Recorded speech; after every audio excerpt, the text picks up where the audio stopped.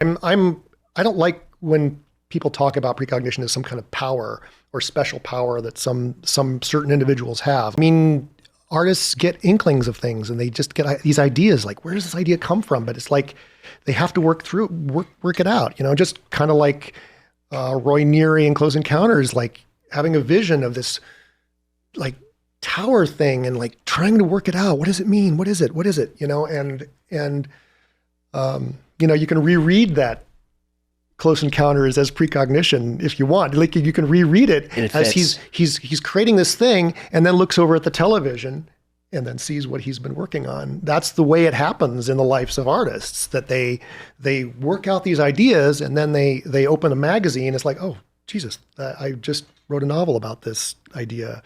Well, any of these stories that are kind of teleological, where you're just sort of drawn to a conclusion or meant to be, you can go back and see that you could be in a loop. In a loop, exactly, right. Exactly. What is it about creativity and artists and emotion? Because all these seem to be tied to emotion, yes?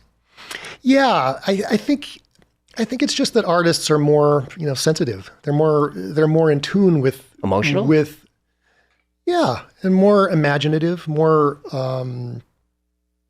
Well, I think everybody has an imagination. Everybody has an intuition, but some people they prioritize it. That third eye is always kind of a little bit open. Yes, and they're aware of it, and they're noting it. They're noting it at least mentally, if not on paper. Right. And that's what it takes to notice this stuff. Is you have to be noting. You have to be paying attention in your life, in your waking life, to make those connections to the dream world and to the